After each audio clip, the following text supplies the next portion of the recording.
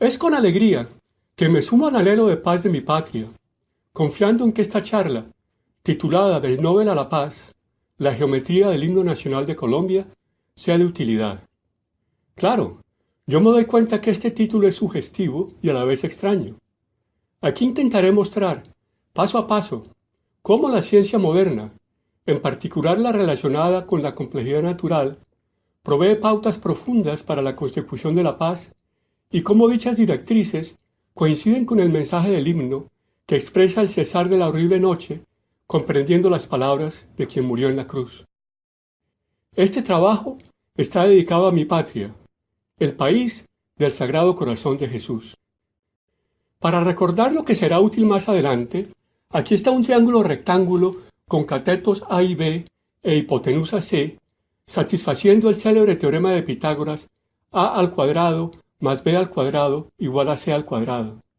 Como se puede ver, este tiene los dos catetos iguales, y si ellos tienen una unidad de longitud, la hipotenusa mide la raíz cuadrada de 2, la cual representa la distancia más corta de arriba a abajo.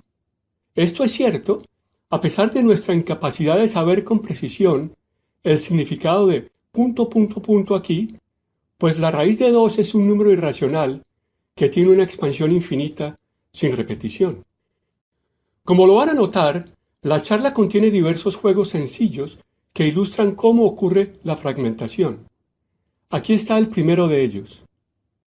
Este es un juego de niños que se puede entender fácilmente moldeando plastilina. Dibujada aquí arriba está una barra tal y como sale de la caja. El juego empieza cortando la barra por un factor dado, digamos el 70% a partir de la izquierda, tal y como lo muestra la línea vertical. Luego el juego sigue apilando el pedazo más grande hacia la izquierda y alargando el segundo pedazo también hacia la izquierda, de modo que se formen dos barras contiguas de igual tamaño horizontal. Claramente, la primera pieza es más alta que la barra original y la segunda pieza es más baja. El juego continúa repitiendo el proceso en cada pedazo, empleando las mismas proporciones. Al siguiente nivel, hay 4 rectángulos, cuyas masas son, de izquierda a derecha, el 70% del 70%, o sea, el 49%, el 30% del 70%, o el 21%, el 70% del 30%, o el mismo 21%, y el 30% del 30%, que da el 9%. Claramente, 49 más 21 más 21 más 9 suma el 100%, en virtud del bien conocido principio de la conservación de la plastilina. El siguiente nivel contiene 8 pedazos y el rectángulo más masivo continúa creciendo en altura. Como la base de dicho rectángulo es la mitad de la mitad de la mitad, o sea, un octavo, y como el área es igual a 0.7 al cubo, la altura da 1.4 al cubo, lo cual es 2.74 veces más grande que la barra original. Lo que el juego produce se puede calcular sin mayor dificultad para particiones arbitrarias P y Q. Al primer nivel del juego, debajo de la barra inicial, las cantidades de masa son precisamente P y Q.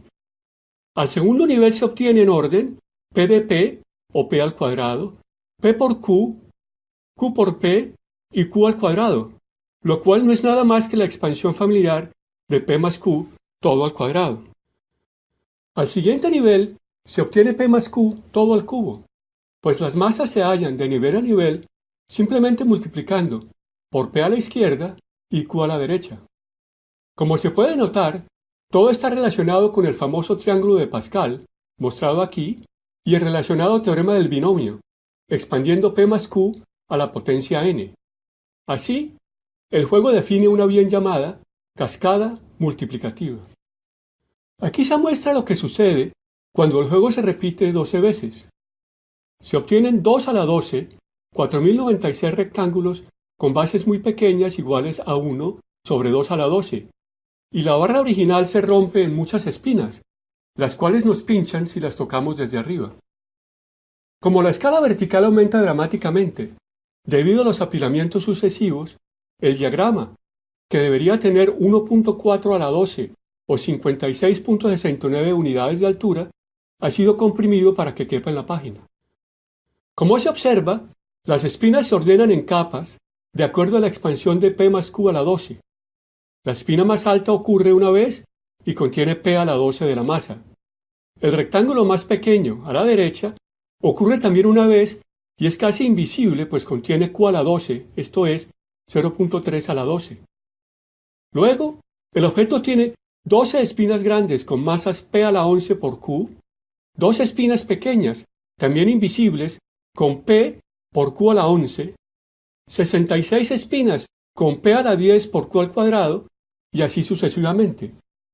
Como se puede ver, las capas se entrelazan finamente y sus densidades aumentan en la medida en que nos adentramos al triángulo de Pascal por lado y lado. Cuando el juego se lleva a cabo muchas veces más, la fragmentación adicional da lugar a un número infinito de capas de espinas, con tamaños infinitos, que al carecer de cohesión por la presencia de brechas, están soportados por una colección dispersa de puntos que tienen la estructura del polvo. Como al final existe una infinidad de dichos polvos, uno por cada capa, al objeto fracturado y espinoso dado por este juego se le conoce como un multifractal.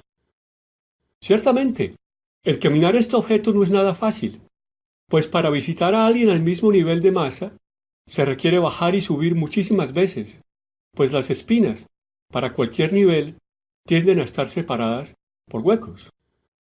Para apreciar plenamente la estructura vacía que se encuentra en cada capa del primer juego, conocido como el juego de los desequilibrios, es pertinente introducir otro juego de niños. Este también se juega moldeando plastilina, pero en vez de cortar la vara original por el 70%, se hace por la mitad, apilando a la izquierda y a la derecha, de modo que quede un hueco de 1/3 por la mitad, tal y como se muestra.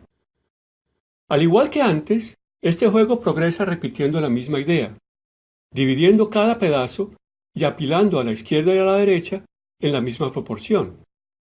Para cada nivel, este proceso crea una colección de rectángulos de igual tamaño, los cuales, al no tocarse, producen espaguetis perfectos. Claramente, este juego sencillo, conocido como el juego de los vacíos, es otra cascada multiplicativa, una que eventualmente genera espinas de igual tamaño que emanan de una colección de puntos, que, al estar separados por brechas, tiene nuevamente la estructura del polvo. Sucede que al variar el tamaño del hueco, del valor 1/3 a un tamaño arbitrario h, dicha construcción ajusta la estructura topológica de las capas del primer juego. Mientras que las capas más densas requieren de la propagación de huecos pequeños, aquellas que son más dispersas corresponden a huecos más grandes. Aunque lucen diferentes, los dos juegos están, al final, íntimamente relacionados. Ambos son cascadas divisivas y el segundo juego vive dentro del primero en cada una de sus capas. Para apreciar aún más los dos juegos, y como ellos dan lugar a objetos espinosos, que no contienen nada individualmente, mientras crecen a uno infinito que no puede dibujarse, es conveniente considerar sus masas acumuladas desde su comienzo, 0, a un punto X que varía desde el comienzo hasta el final, o desde 0 a 1. Así, las cascadas a la izquierda dan lugar a los objetos acumulados a la derecha, donde C de X es el total de la plastilina de 0 a X. Los perfiles curiosos a la derecha se pueden encontrar fácilmente siguiendo la dinámica de los juegos como sigue. Para el primer juego, se obtiene un perfil de nube como el producido por una explosión, el cual contiene una multitud de muescas horizontales verticales. La más notoria sucede cuando X es igual a un medio y tiene una altura de 0.7, pues desde 0 a la mitad del objeto espinoso se halla precisamente el 70% de la masa. Como se observa, hay una muesca en X igual a un cuarto y con la altura 0.49 que corresponde al antes mencionado 70% del 70% de la masa, y así sucesivamente. Para el segundo juego, se encuentran una gran cantidad de mesetas que corresponden a los huecos sucesivos de dicha cascada. Claramente, la más larga sucede de 1/3 a 2/3 y tiene una altura de un medio, pues la mitad de la masa original se apiló a la izquierda. Luego, hay dos mesetas con longitudes 1/9, el tercio del tercio, y alturas 1/4 y 3/4, y así sucesivamente. Como se puede observar, los conjuntos acumulados son unos monstruos matemáticos que contienen muchos puntos en los que no existen tangentes. Mientras que el primer perfil no las tiene en todo punto, el segundo carece de ellas en todos los extremos de las infinitas mesetas. Como existen muescas y mesetas por todos lados, ambos objetos acumulados resultan ser planos por todas partes. Así, resulta que las distancias de los perfiles, de arriba 1, 1, a abajo 0, 0, son iguales al final a dos unidades, una horizontal más una vertical. Notablemente, el caminar dichos objetos requiere cubrir todo lo horizontal y todo lo vertical, lo cual da lugar a una longitud máxima igual a 2.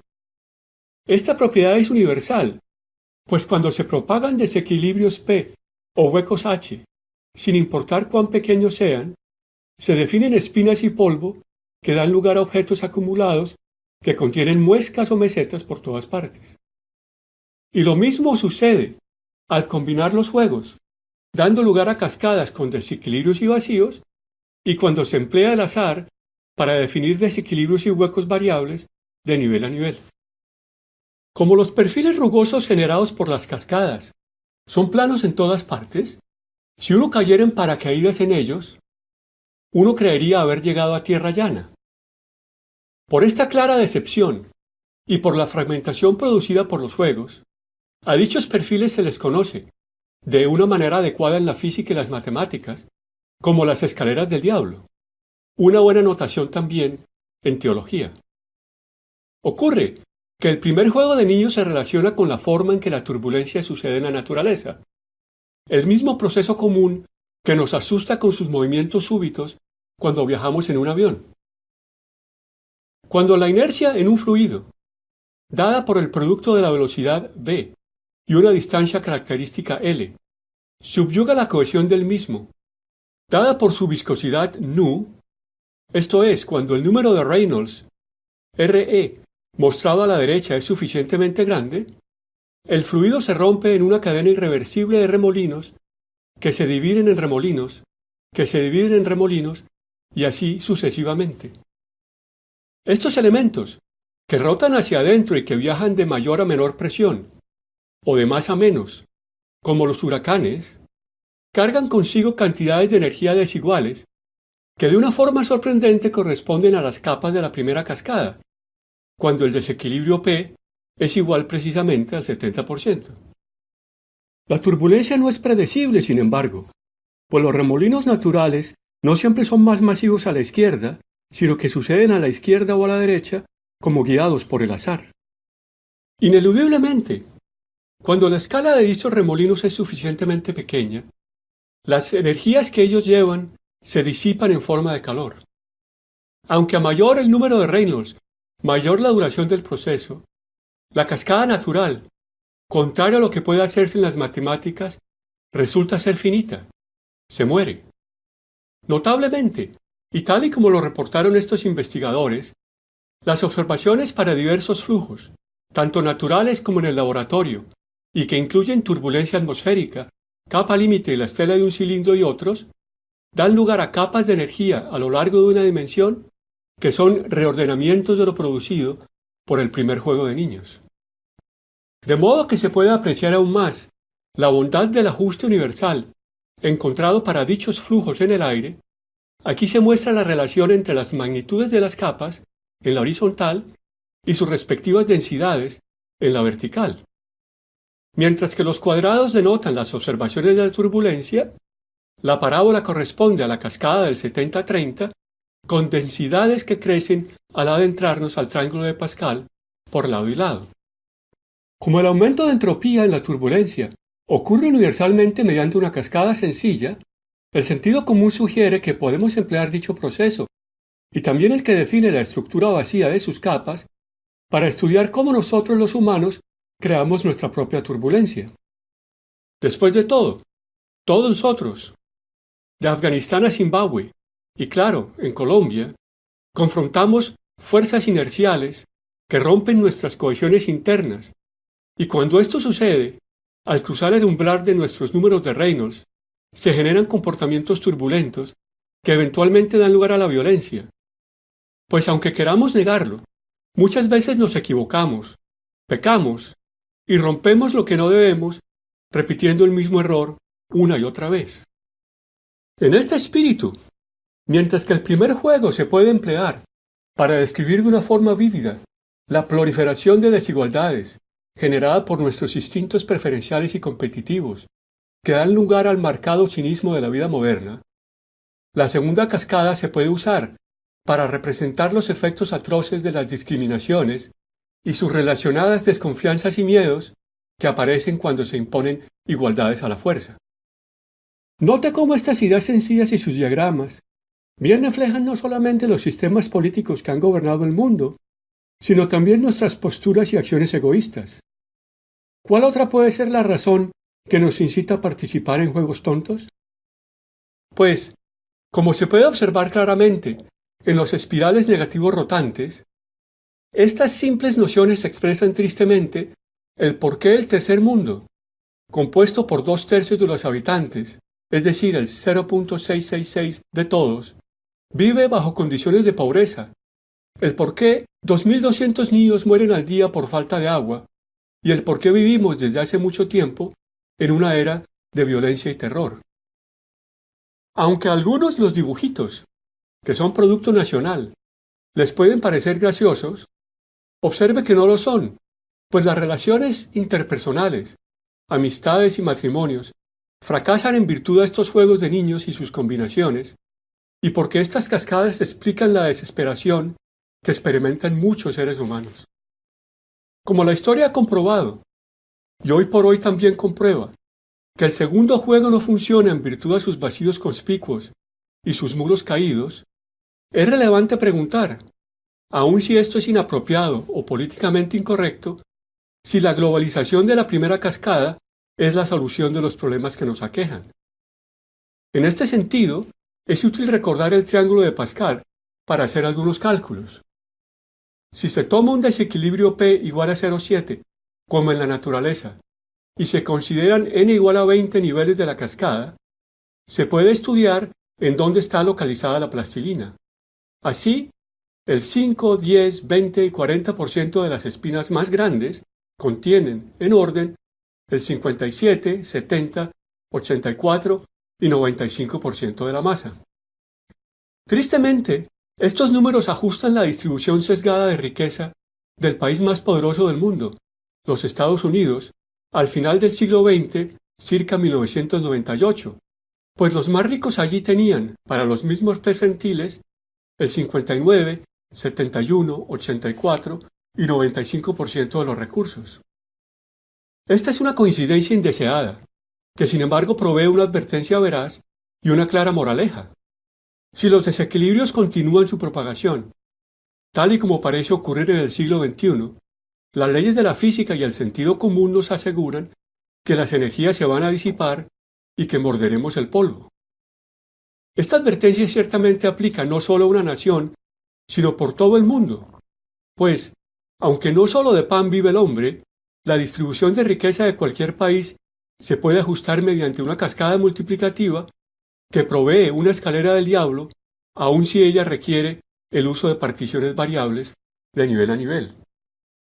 A partir de estas reflexiones, podemos observar que ciertamente existe un código de sentido común para la paz y en contra de la guerra, uno que puede definirse fácilmente a partir de los siguientes imperativos. Invierta la dirección de las cascadas para reparar lo roto. Viva a números de Reynolds bajos para evitar las ansiedades de la vida moderna y la violencia. Y para citar a algunos profetas antiguos, rellene valles y corte montes para restaurar la unidad. Pues de una forma geométrica, como un himno comprendido, la unidad plenamente reconciliada, ya sin surcos de dolores, está compuesta por un número infinito de espirales amorosos, rotando hacia afuera, elementos que viajan de una forma no natural, de menos a más, y que se oponen a los espirales negativos, en coordenadas polares, inducidos por el diabólico poder del aire, valga la redundancia. Pues es el diablo mismo, el príncipe del poder del aire y el príncipe de este mundo, quien por medio de su división en cascada es nuestro enemigo común. Pues es él quien falsamente nos susurra al oído que la muerte vence y que la hermandad y la paz son una utopía inalcanzable en este mundo en el que él es el príncipe del desorden. A partir de estas observaciones podemos notar, por nosotros mismos, que existe una única solución a la izquierda y una rampa asociada de plastilina acumulada a la derecha. Hay un 50% de la masa desde el principio hasta la mitad, un 25% hasta la cuarta parte, etc., la cual refleja que no debemos jugar juegos divisivos, sino más bien hacer germinar el bien para vencer el mal. Claramente, la clave está en mantener dinámicamente la barra original, tal y como salió de la caja paradisíaca al nivel 0, siempre practicando el 50-50 proverbial sin excepciones, es decir, sin huecos, reflejando nuestro amor de una forma local a aquellos a nuestro alrededor y evitando la acumulación de energía que claramente destruye la unidad. Esto significa el crecer espiritualmente de forma tal que podamos satisfacer el poder santificador del cero, que provee la unidad con Dios. Pues ciertamente, la mejor potencia es la del santito, pues ella nos permite, en su intrínseca humildad, reflejar el amor y la paz. Pues la barra uniforme de plastilina es la única condición sublime, recta y sólida, que al no contener ni espinas ni polvo, podemos caminar libremente sin temor. Tal y como lo podemos ver, nuevamente por nosotros mismos, la solución no es nadie más que Jesucristo, nuestro Señor, el camino, la verdad y la vida, quien, al mantener el camino recto y nunca jugar juegos falsos, es decir, nunca mentir o pecar, siempre mantuvo la energía vital y así derrotó la muerte. Como la acumulación de la barra uniforme es la línea 1 a 1, nuevamente Jesucristo, en su relación justa con cada uno de nosotros, y como dicha rampa tiene una distancia mínima igual a la raíz cuadrada de 2 de arriba a abajo, podemos observar el por qué la hipotenusa del triángulo denota un bien radical. Pues toda la verdad viaja eficientemente y de una manera recta con pendiente 1, uno pendiente, mientras que los juegos diabólicos divisivos conllevan cadenas que producen escaleras del diablo torcidas, que son tan largas como los catetos del mismo triángulo.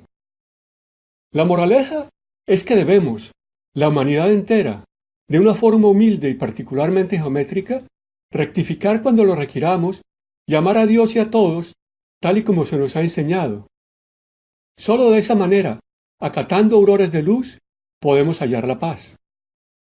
Pues en la simple ecuación de la hipotenusa, x igual a y, podemos ver, en la cruz positiva y en la silueta de él clavada en el signo más, al único y universal Salvador, cuyo sacrificio representa el veraz antídoto del polvo, que es la disipación y la muerte. No existe pues otra solución sino el detener nuestro mal y el exhortar a todos hacia Cristo, el príncipe de la paz. Aunque estas conexiones puedan parecerles sorpresivas a algunos, ellas son útiles para explicar las buenas nuevas de un júbilo inmortal en la inmensa diferencia que existe entre las horribles escaleras del diablo y la luz invencible de un tobogán unitivo. Pues si llegáramos libremente en paracaídas y sin miedo a la hipotenusa, terminaríamos deslizándonos hacia el punto más bajo, el cual no es nadie más que el origen, con O mayúscula, lo cual es consistente con la proclamación de Jesús, que nadie llega al Padre sino por él, es decir, por la hipotenusa. Observe nuevamente que no hay otra opción, pues es imposible irse por la tangente de una escalera del diablo, pues como vimos, dichos objetos torcidos y pecaminosos son planos por todos lados. Para enfatizar aún más la unicidad del verdadero equilibrio, aquí se muestra el punto improbable e inmarcesible del bien sin mal, en medio de un mar de posibilidades que expresan todas las cascadas que combinan desequilibrios P y huecos H. Como existen escaleras del diablo en todas partes, podemos notar que es ciertamente hipócrita el juzgar a los demás cuando estamos lejos del punto, pues existen vigas negativas por todos lados. Y como el punto es una mota infinitesimal en el espacio, es ciertamente más fácil para un camello el pasar por el ojo de una aguja suficientemente grande, que el hallar el punto esencial. ¿Cómo no alegrarnos ante estas asociaciones al comprender las palabras? Al final, y para nuestra felicidad, existe un fiel algoritmo, un sacramento verdadero, que garantiza nuestro arribo al blanco esencial, de modo que no perdamos entrar por la puerta estrecha. Como una muestra de misericordia divina, este corresponde al arrepentimiento y la rectificación, el cual se puede apreciar notando que si la cascada se lleva a cabo solo un número finito de niveles, ella produce una superficie convexa hacia arriba, de la cual nos podemos deslizar hacia la buena meta, simplemente reconociendo la gravedad de nuestras culpas. ¿Cómo no exclamar nuevamente, ante la existencia de la solución que evita la muerte, oh gloria inmarcesible, que no se marchita, y oh júbilo inmortal?